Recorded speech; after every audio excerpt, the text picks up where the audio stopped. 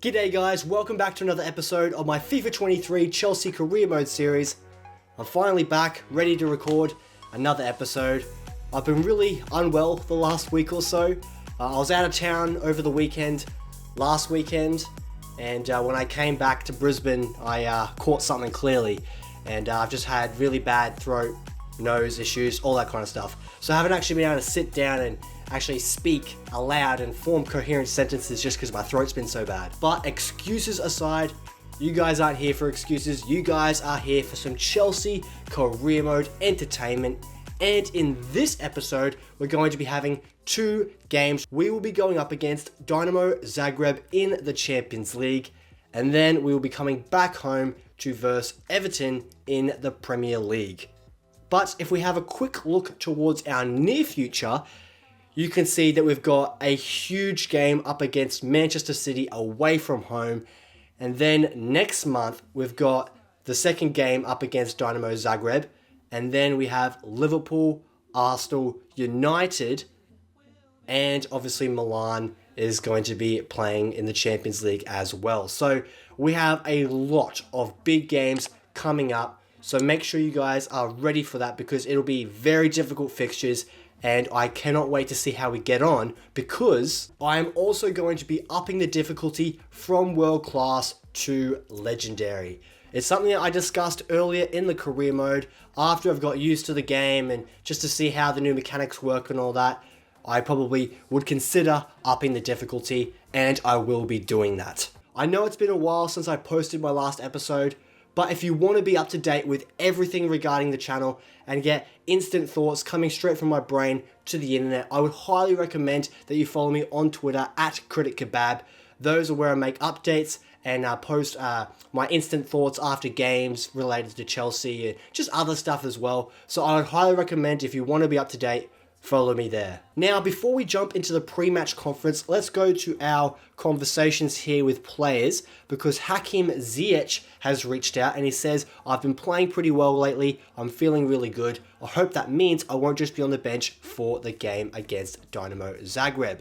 And he has definitely been performing relatively decently in the small cameos that he's made so far this season. So I will think about it. I might include him on the bench and he may make another appearance coming from the bench, but we'll have to see how we go because I definitely want to be making use of this team. Now, as you can see here, we've had another formation change.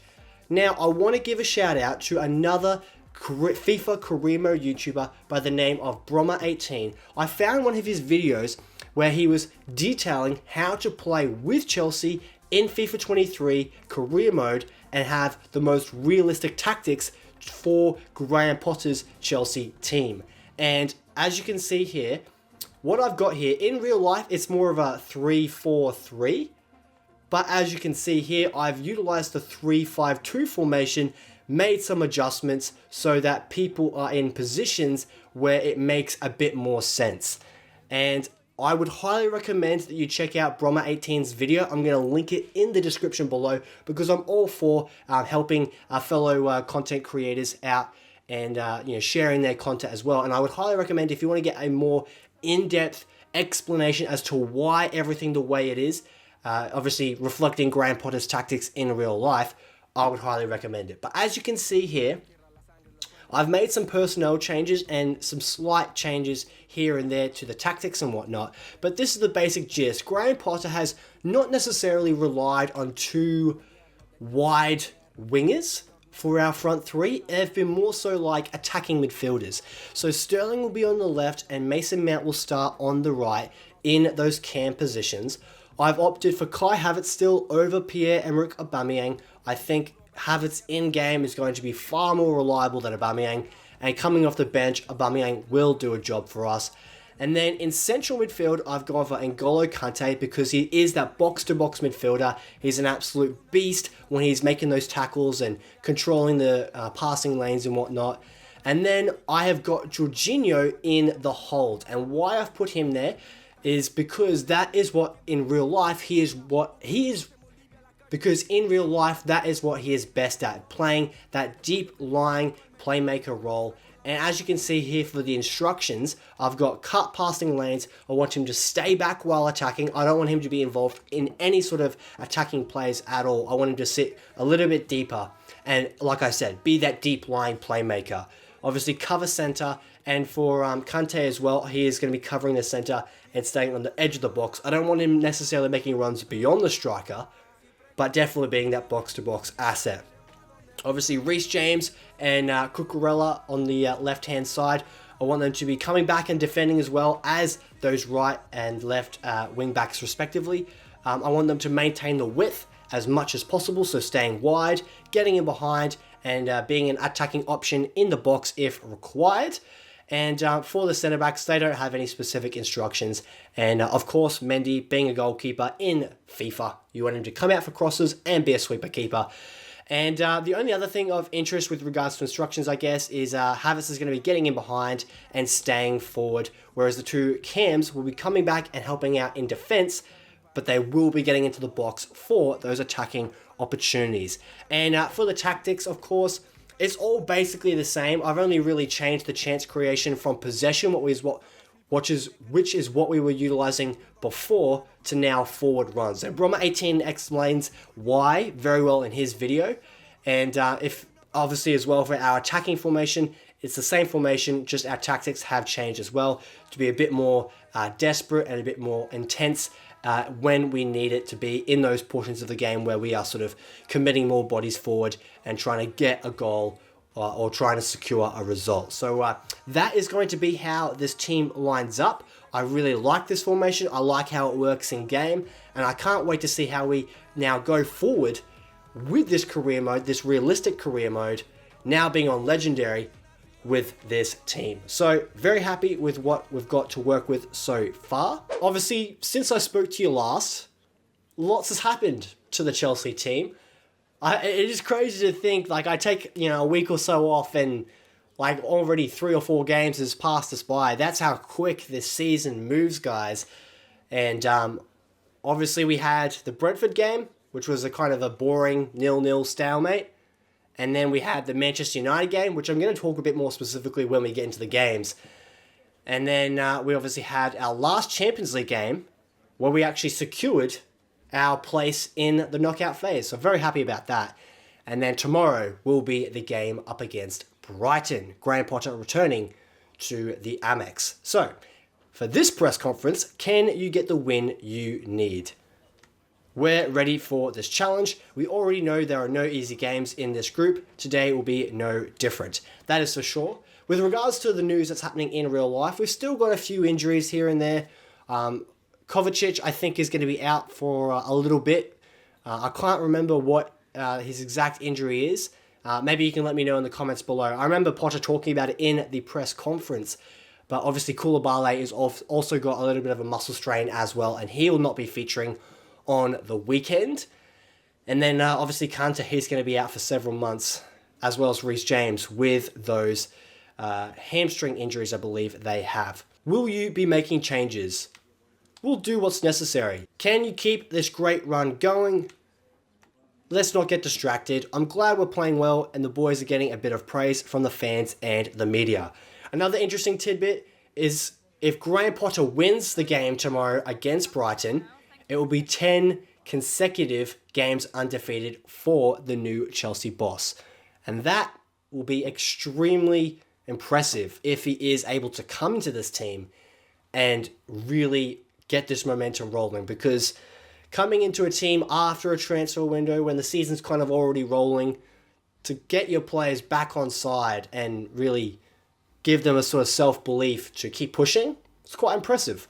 So let's not continue talking about all the happenings around the real life stuff. Let's get into some games in the career mode and hopefully score some goals and have some fun. Now, this is going to be our third Champions League game in this career mode. We've got a win and a draw so far, so definitely not received maximum points so far, but we want to make sure that we are getting another win here just so that the pressure is not mounting on us so early in this campaign like it was in real life. But Graham Potter's really turned things around and secured wins against, a Salzburg team that in real life was performing extremely well at their home stadium. I think we were the first team in a really long time to actually beat them at home, so very impressed by that.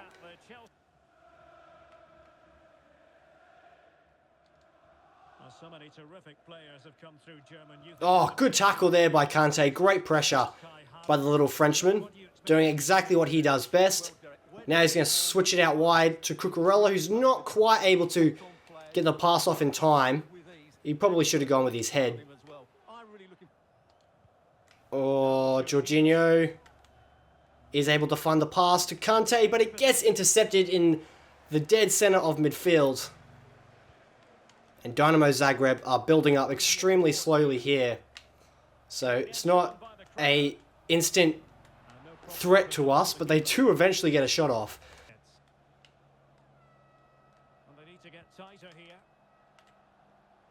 Good defense.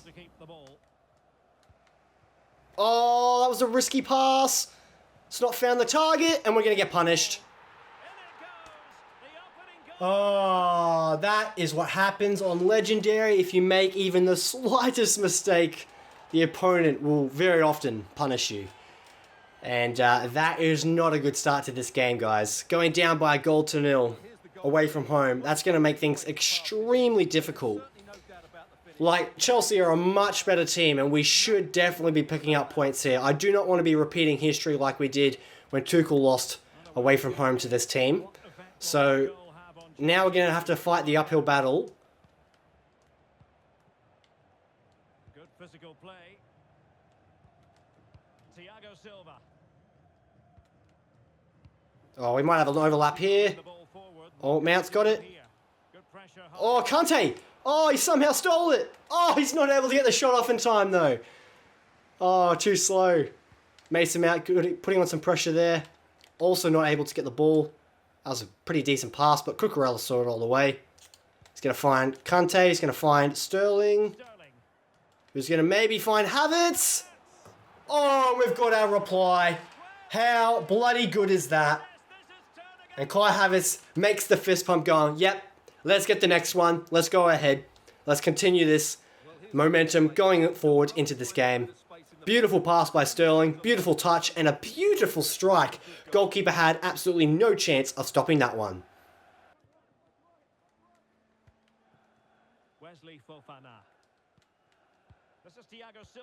Good build-up play. Finds a pass to Havertz, who gets a pass out to James, who's not exactly able to go anywhere.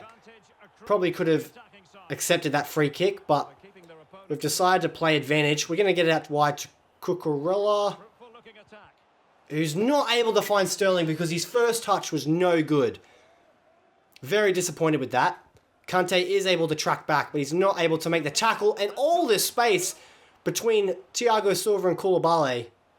Oh, we're in trouble here. Oh, he's offside again. Wow. Well, there goes the halftime whistle.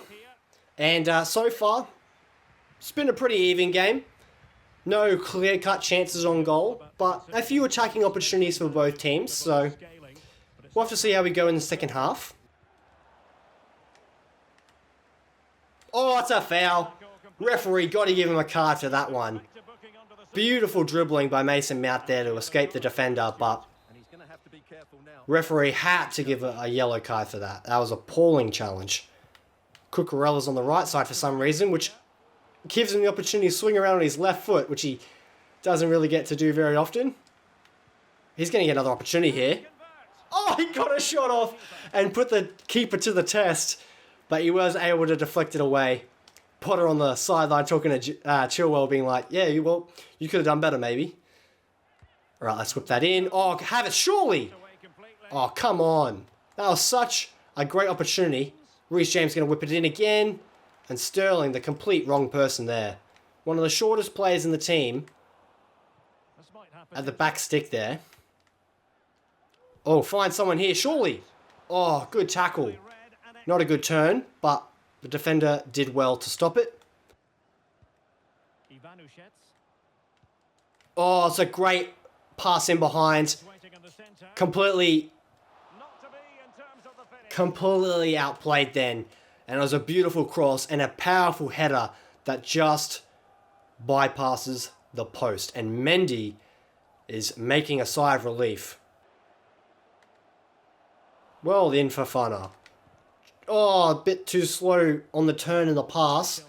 But thankfully, we get the throw from that, which allows us to kind of, oh, not a good pass, but kind of easily get out of trouble. Mason Mount, make that run so that you can get into that exact position. I'm going to try and find Sterling here. Well in. Fantastic work. What a great goal. Going from end to end, beautiful passing, beautiful runs, and Raheem Sterling was in the exact right spot to be putting us into the lead. Fantastic goal by Chelsea there. Very, very impressed. Oh, good play here. Can we find Mason Mount at the back stick? Oh, we can! Wow! What a goal! That was a beautiful cross by Cucurella to the back stick where Mason Mount just uses his momentum of his body to just gain that power. But it's his technique that has the accuracy working out for him. And that is a lovely goal. I agree with the commentators there. That is absolutely phenomenal. And in the space of a couple minutes, we've got 2 goals on the bounce, which gives us that safety net, that gives us that breathing room. And we are ahead 3-1. That's unfortunate. Oh, it's a good run. Oh, no, I can't select the right defender. Oh, they've made a reply. In the 75th minute, they've got their second goal, which means the finale to this game is not going to be easy at all, that is for sure. Alrighty, I'm making a double change here. Kovacic comes on for Kante and Aubameyang comes on for Havertz. Just so we've got a bit more legs in those specific areas of the field, because what I'm also going to do is I'm going to put ourselves onto ultra defensive, basically parking the bus, making sure that there's no space for the Dinamo Zagreb players. And if we can maintain possession and they don't put us under the pump, then we might be able to just get out of this quite easily. Oh, Aubameyang's making a run. Ah, the pass was not good enough though. Oh, mate, trying to outrun Aubameyang there in his own 18-yard box. That was interesting. Can he get the pass in behind here? Mason Mount is not quite able to get there, but we've given up possession. Alright, we've got the ball again. Let's just maintain possession here, lads. Here we go. I think that's it, guys. Full time, we're going to win this game by 3-2. Very happy with this result, especially away from home. Oh, Jorginho, of all people, gets into an attacking opportunity, but that should be the full-time whistle. Thank goodness for that. Our first game on Legendary against a team that we should be comfortably breezing past was definitely no snooze fest, but we did get the 3 points, and that is what's most important. But we will see how we adapt moving forward against the more harder teams, both in the Champions League and also in the Premier League. What did you make of your team's performance? We had enough chances to win. I agree with that answer. That was tense. Do you think an equaliser was going to happen? Well, like I said, I think because they were the home team, they definitely had the sort of momentum slowly edging in their favour, but they just did not have the quality. I think maybe it's a fitness issue. We looked so strong early on, but later in the game we lost the initiative and almost paid the price. Especially when we conceded that second goal. You know, just slightly out of position, and their substitution just came on and destroyed us, really. Were you pleased to limit Dinamo Zagreb's chances today? We had to say switched on. I think that's the answer that most reflects the truthful situation that has unfolded here. Alrighty, so first issue to deal with coming out of this game. Juventus, not happy that Zakaria is playing very little games, spending a lot of time on the bench. So if we want to try and keep him in this team, we might have to feature him a bit more often. But at the same time, I feel like he's a squad player. I know he's here on loan, but I don't know. It's one of those situations in FIFA where I understand it, but it's kind of annoying. And Hakim Ziyech, I did not actually bring him onto the field for that game. I just didn't feel like he was going to be a player that affected the game in a positive way because of how things were unfolding. So I know he's a bit disappointed that he didn't play here. But what I'm going to say is keep working on your game. I was looking at options in our last game, but keep working hard in training. I'm going to need you in top form in the next few weeks. That's a great answer. Alrighty, so our next Premier League game is up against Everton, and we're going to be versing them in their alternate yellow kit. So hopefully Frank Lampard does not come to Stamford Bridge in game and pull off an upset win. Now I know the title of this video is all why Cristiano Ronaldo, and I haven't even talked about it at all yet, but the time to discuss that whole situation is now. So, obviously, every man, woman, child and dog has had their own opinion said online about what's been happening in real life between Manchester United, Erik ten Hag and Cristiano Ronaldo. And I did tweet about it, I expressed my sort of thoughts on it, but I guess what I'm trying to express to you guys here is, as someone who's a huge fan of Cristiano Ronaldo, and the fact that his quality is so undeniable, especially when you look at the other United strikers that are at Erik ten Hag's disposal, he is undoubtedly the best striker. Anyone who says Rashford or Martial is better than Ronaldo, you're dreaming. I don't care that he's 37 years old, he's not as fast or agile or whatever. Ronaldo is better than those two guys. And the fact that Ten Hag said to Ronaldo at the beginning of the season, hey, you are going to be a strong key ingredient of this team. He kind of sold him a false mission, you know, because Ronaldo, even though he is getting to his older age, he still expects to come in, week out, and play in the starting 11, be involved in games, dictate results, and help the team contribute to positive results. And the fact that Ronaldo has been benched in big Premier League games has led to this simmering frustration. And I totally understand why he has done the things that he has done. In saying that, whilst I think both the club and Ten Hag have disrespected Ronaldo, it does not excuse his behaviour and what he has done in the United shirt. The fact that he refused to come onto the field in the 88th minute in that Tottenham fixture, and that he walked down the tunnel early, and the fact that he's, you know, didn't show up to pre-season training on time and was trying to force a move away because the club wasn't meeting his ambitions. Like, all these things that I understand why an elite striker such as himself would want to be, you know, moving away from the club. As a professional, you need to just sometimes take your medicine and do as you're told.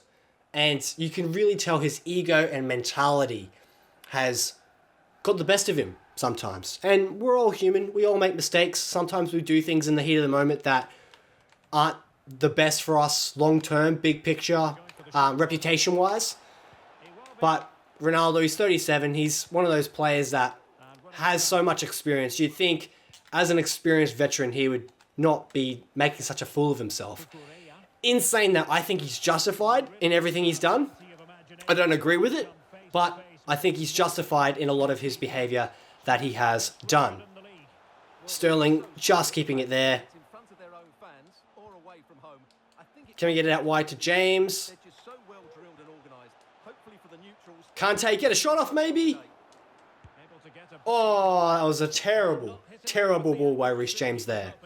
But yeah, I'd love to hear your guys' thoughts down in the comments below on this whole Ronaldo situation, because he was one of those players that was linked to Chelsea when Thomas Tuchel was still in charge. Todd Bowley, I think, was quite keen on him, you know, bringing him to the football club.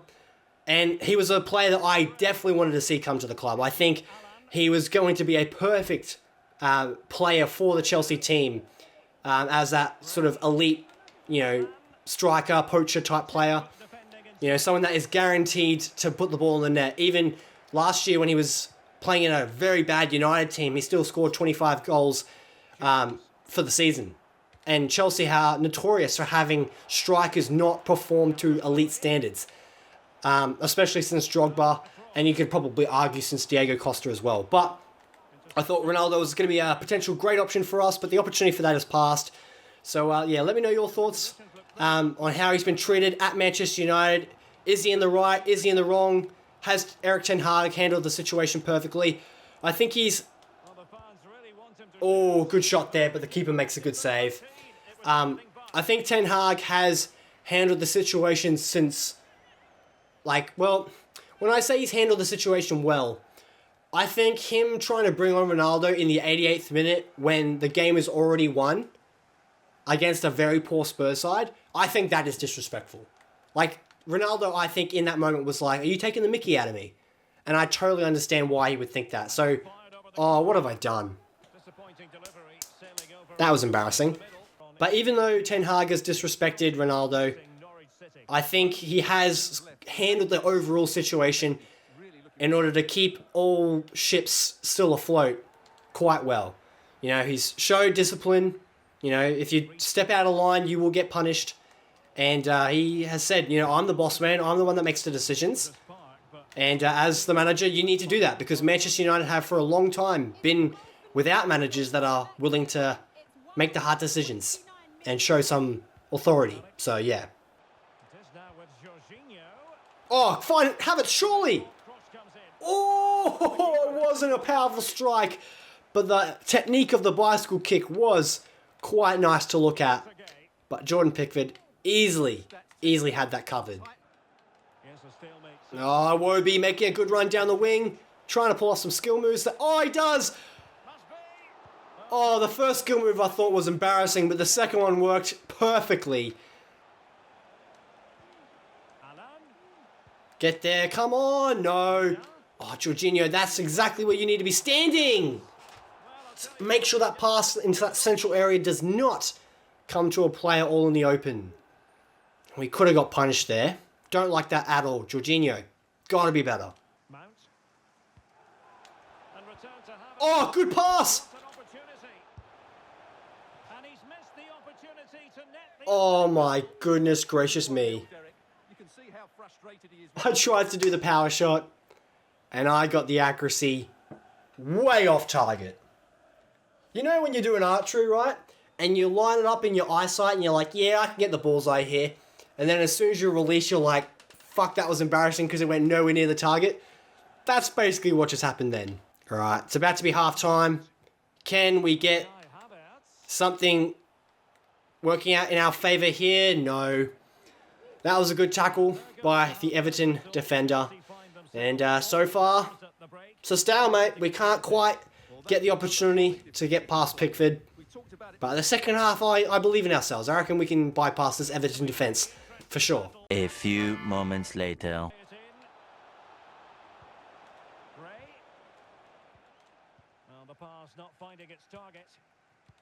Oh no, I've made a mistake! Oh no, I've made a huge mistake. Oh, the second half just started and I've made an absolutely god-awful mistake. What have I done? What am I doing? Oh my god, what have I done? Calvert-Lewin, absolutely lethal. Pouncing like a leopard. Far out. What a terrible mistake. Oh man, that's cost us big. I just said that I was confident that we were going to bypass this Everton defence, but in a stunning turn of events, they are the ones that have bypassed our elite defence. So that is not good. Now we're going to have to dig deep like we did in the Dinamo Zagreb game and hopefully try and steal a result. Oh, here we go. Can we get something here? Sterling, bad skill move, and Coleman just easily walked onto that, but he hasn't got rid of it. Oh, here we go. Can we... Oh, that was a very unrealistic pass. Surely finish.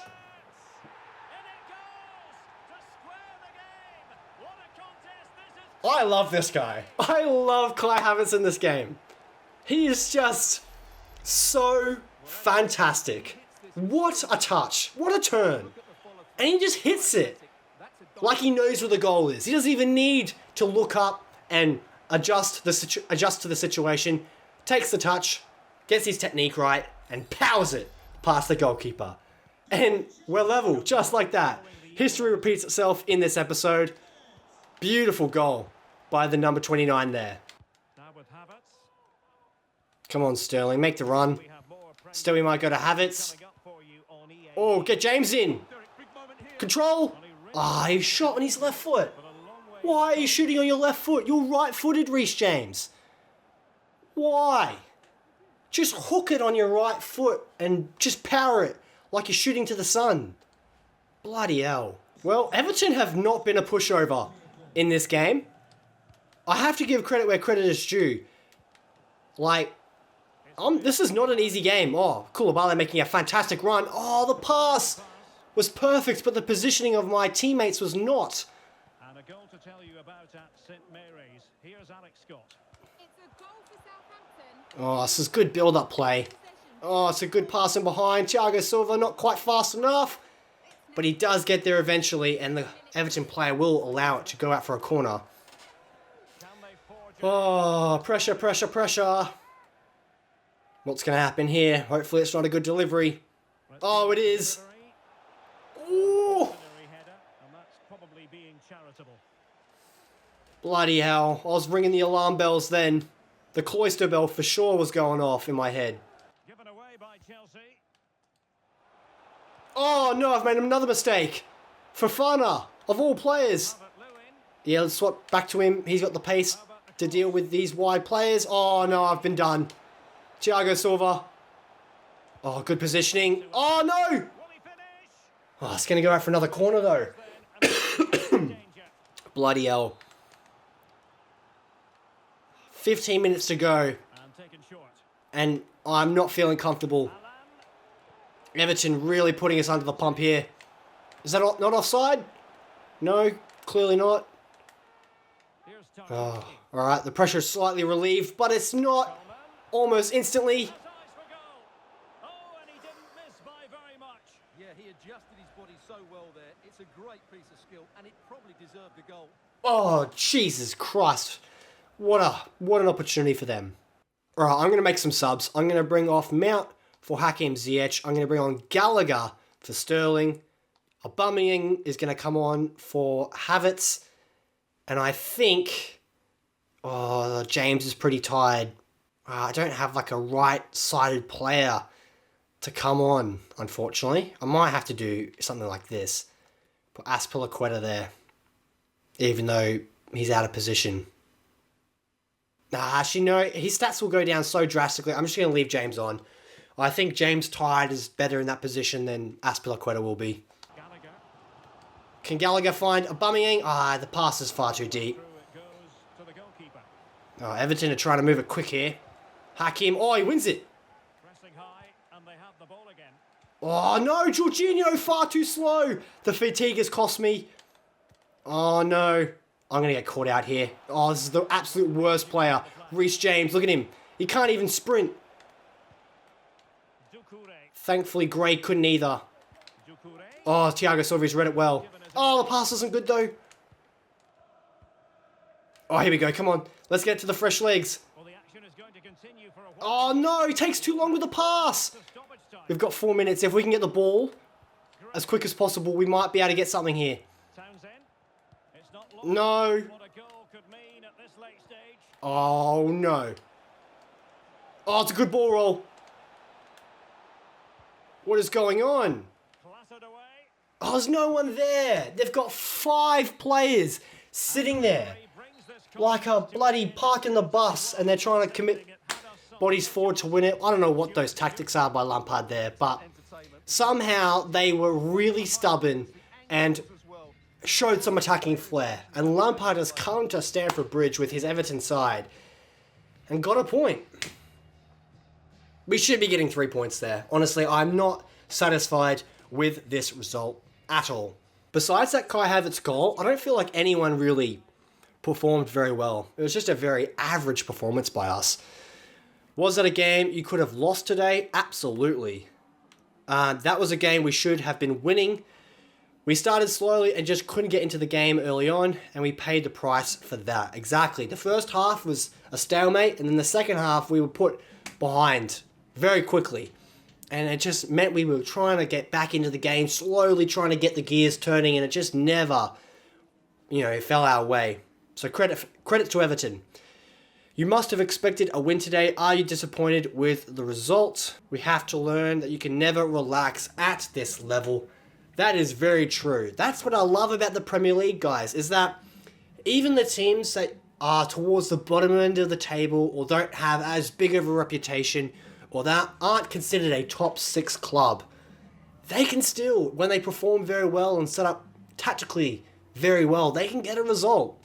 And that's what makes this league so competitive and so exciting to watch. Was there just no way past Mikolenko today? We need to be sharper. Let's focus on ourselves. I'm not really concerned about the opposition.